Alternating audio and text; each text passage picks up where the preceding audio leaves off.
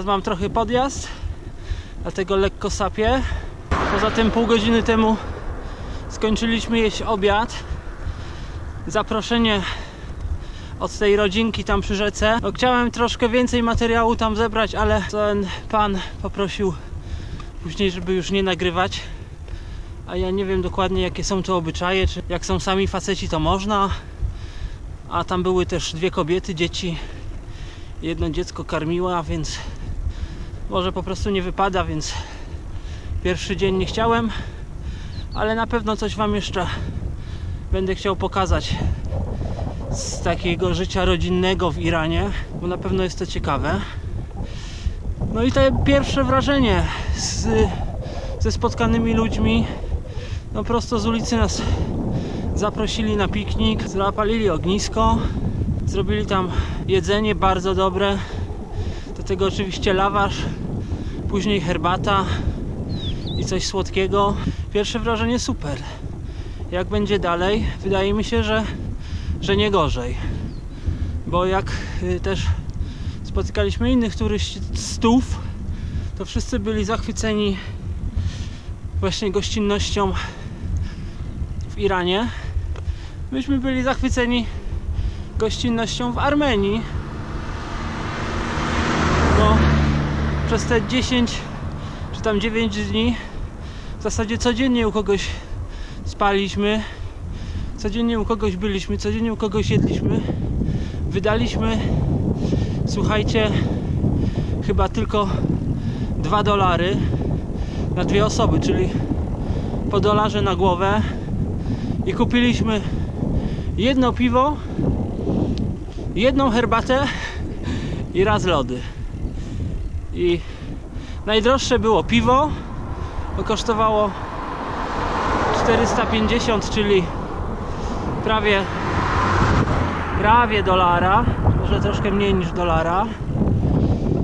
Potem była herbata, która kosztowała 300, ale to było w restauracji na stacji benzynowej, gdzie było strasznie zimno i przy okazji też tam siedzieliśmy godzinę i podsuszyliśmy rzeczy i sami się musieliśmy trochę nagrzać. A najtańsze były lody, bo kosztowały 100 za 2 sztuki, więc po prostu takich tanich lodów to nie pamiętam, kiedy dawno jadłem. Może w Iranie są tańsze, zobaczymy. No i tak, zostało nam $18. Wymieniliśmy to teraz na riale. No i zobaczymy, jak nam będzie ta kasa schodzić. Może też będzie oszczędnie. Dobrze by było, no ale na pewno nas czekają też te wydatki typu wiza, jedna wiza, druga. Ale wiecie, no, chcecie podróżować, na jednych rzeczach da się zaoszczędzić, tak? Można spać w namiocie, można starać się być... Patrzę, gdzie Dorenda. Gdzieś mi zniknęła. Wiecie, no, chcecie podróżować, trzeba się liczyć z tym, że gdzieś można zaoszczędzić, a niestety takie rzeczy jak wiza, no to są jakieś koszta wliczone w cenę podróży. No. Ale też się ma możliwość zarabiania, pracowania. Gdzie jak nas tych wyprzedzają? Hej, zjechaliśmy z tej trasy wzdłuż rzeki Czerwonej, tam przy granicy.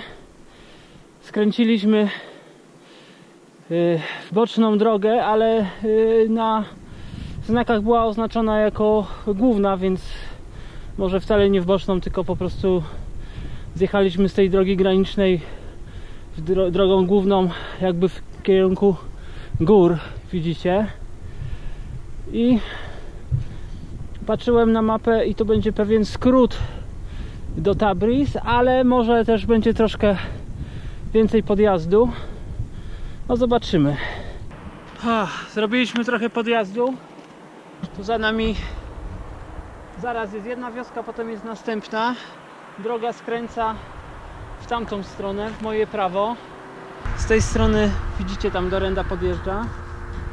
To jest cała ta część Nachiczewania, a tam Armenia. I bardzo fajny szczyt, podoba mi się, taki wybitny. A myśmy jechali tą doliną, ale w pewnym momencie odbiliśmy tutaj na podjazd, żeby zrobić taki skrót w tamtym kierunku. No podjazdu było od 700 na 1100, 400 metrów, sporo całkiem. Ale tam też nie było łatwo jechać z doliną, bo cały czas było z górki pod górkę.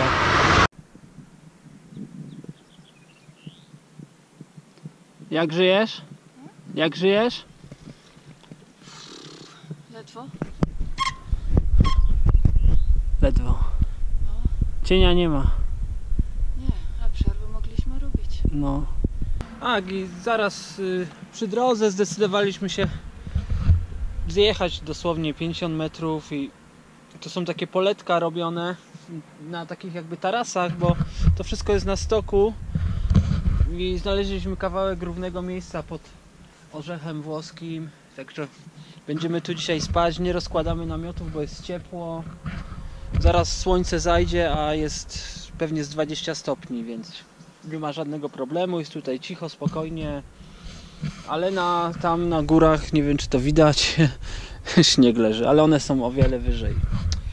No i tak, dzisiaj zaraz będzie 20:27, godzina, pewnie za jakąś godzinkę się zrobi ciemno, także będziemy coś robić, szykować do jedzenia i iść spać. No i spróbujemy rano w miarę wcześnie się zwinąć, żeby też trochę może pojechać jeszcze, jak będzie nie tak gorąco, bo dzisiaj było upalnie, ciężko się jechało.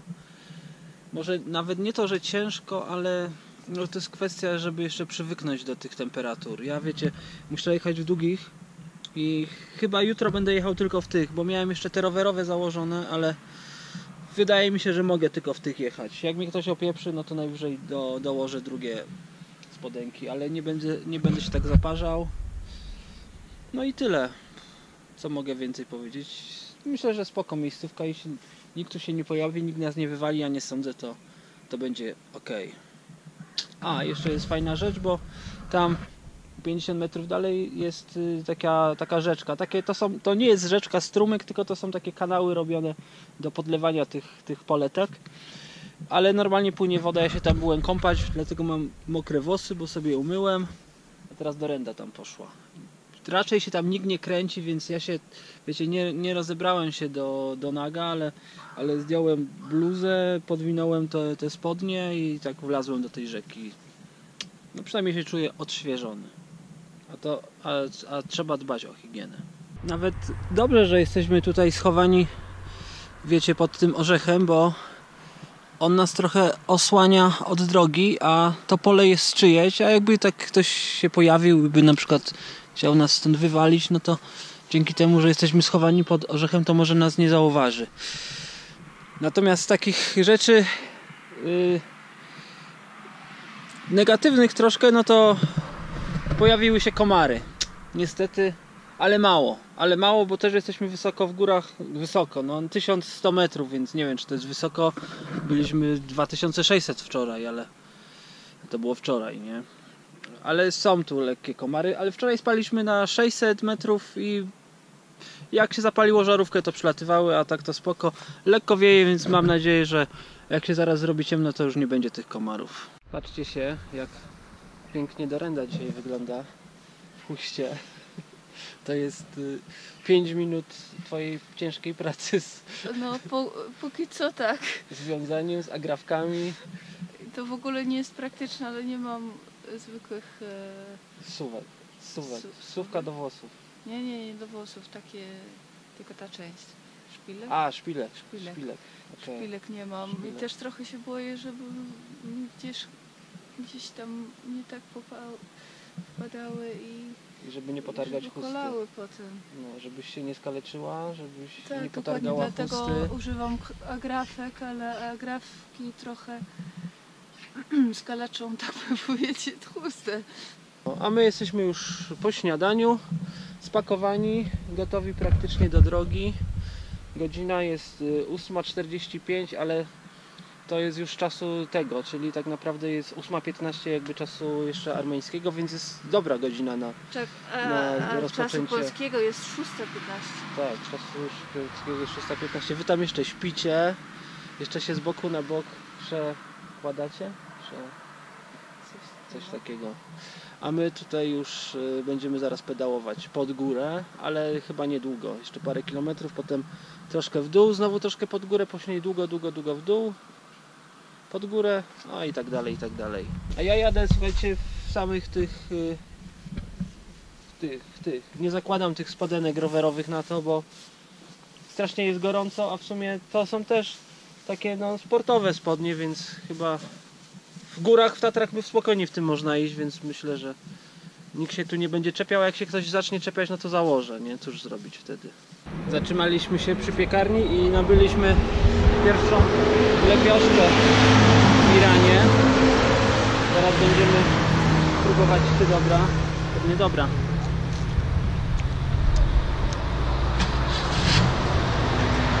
Bardzo dobra.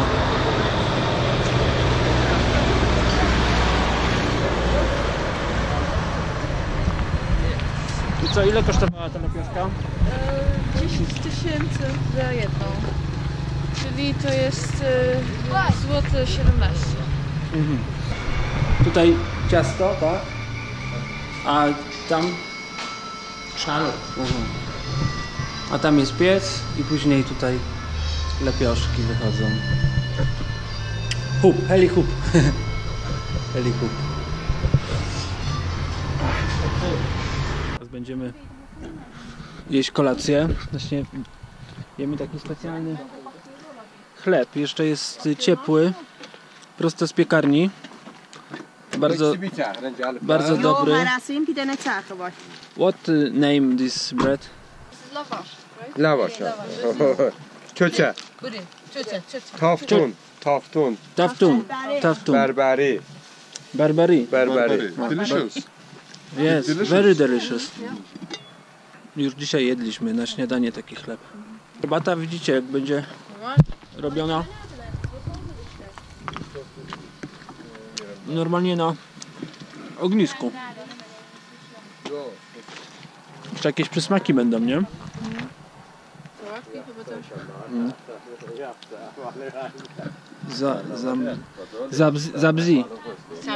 Sabzi. Właśnie będziemy przejeżdżać obwodnicą, więc nie przez centrum miejscowości Marand. Spaliśmy tam z tyłu 4 km, 4,5 km w tamtą stronę. U tego pana, co pokazywałem wczoraj, co palił ognisko dla, żeby postawić czajnik, zrobić herbaty.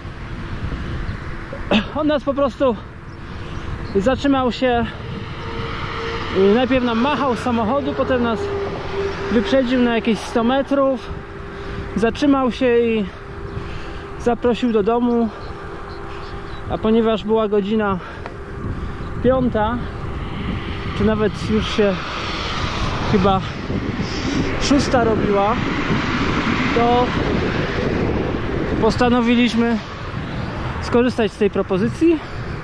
No i tam u niego zjedliśmy kolację. Potem jeszcze pojechaliśmy na nocleg do jego domu, do miasta. Dzisiaj rano nas przywiózł. Rowery były zostawione tam, także ruszyliśmy w sumie dość wczesną porą. Jedziemy teraz do Tabriz, gdzie mamy do przejechania 75 km, z czego 20 km to będzie podjazd, a potem tak lekko w dół po równym, więc powinniśmy dojechać spokojnie. Widzicie te wszystkie zielone ogrody tutaj z lewej, z prawej strony. To wszystko jest tak ładnie rośnie dzięki temu, że pracuje tutaj cały system pomp i są zrobione takie kanały irygacyjne, gdzie po prostu studnia pompuje wodę, a co jakiś czas tylko zmienia się, gdzie ona dalej idzie, czyli albo się taki kanał jeden zamyka, drugi otwiera i dzięki temu ona wszędzie dociera, na każde pole. Minęliśmy Przełęcz, zostało nam 45 km do Tabrizu. Teraz było fajnie, bo mieliśmy taki odcinek w dół, że się jechało nawet 35-40 na godzinę. Teraz się tu na chwilę zatrzymaliśmy na takim parkingu, bo Dorenda polazła tam po drugiej stronie. Zaraz wam pokażę. Tu jest taka szybka droga. Tu jest sklep z lodami i po prostu kupić lody. A ja czekam i pilnuję rowerów. No jeśli by tak fajnie się jechało, mamy lekki wiaterek w dół, to za jakieś 2 godziny powinniśmy być w Tabrizie. Właśnie będziemy przejeżdżać przez jakieś miasteczko, także chcę wam pokazać, jak to wygląda. Generalnie to jest taka ekspresowa droga szybkiego ruchu, jakoś tak ją można nazwać. Nawierzchniowo, jakościowo bardzo w porządku.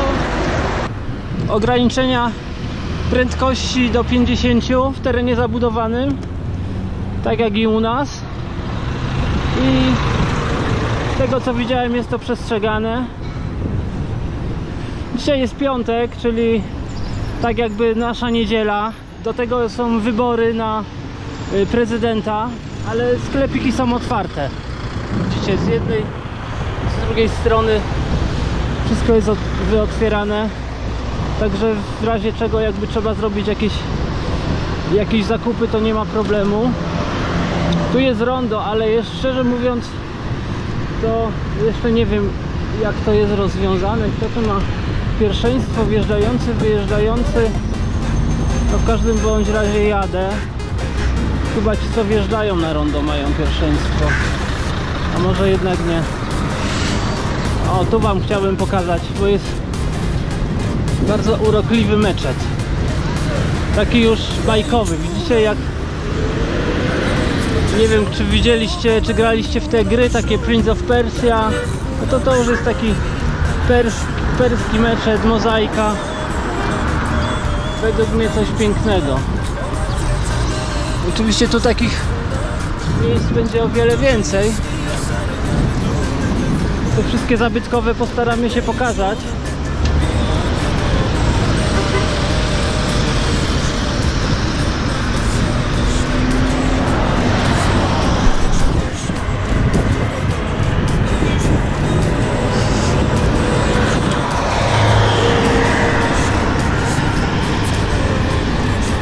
Tam przed chwilą, gdzie mnie wołali ci goście od tirów, to Dorenda poszła kupić lody i w końcu przyniosła dwa lody, o. Parę lodów. Nie ma, no nieważne jak to się mówi. W każdym razie nie zapłaciła za nie nic, bo pan później on przyszedł za nią, zaprosił nas na te lody, postawił. Także fajnie, nawet oni są na tyle gościnni, że nawet jak coś potrzebujesz kupić, to nieraz za ciebie zapłacą, czy sami ci zaproponują. Wszyscy machają, trąbią. Są takie też kebabiarnie, widzicie jak to, że można się położyć nawet. Herbata wszędzie.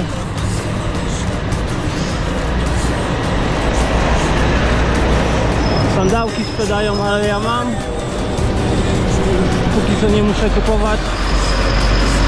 O, tutaj gość targa wielki kawałek marmuru białego. Dużo budują z kamienia. Przy takiej wykończeniówki jest sporo z kamienia, jak widziałem. No i też jesteśmy już na takiej głównej trasie, która prowadziła od Turcji i pojawiła się masa tureckich tirów. Właśnie ci kierowcy też nas zaprosili na kawę. Po turecku, żeby nie było. No i tyle. Miasteczko za nami. 40 km przejechane, czyli zostało 35. Już raczej będzie po płaskim. Teraz jedziemy takim płaskowyżem na wysokości 1400 metrów. Może jeszcze troszkę w dół, ale raczej nie bardzo.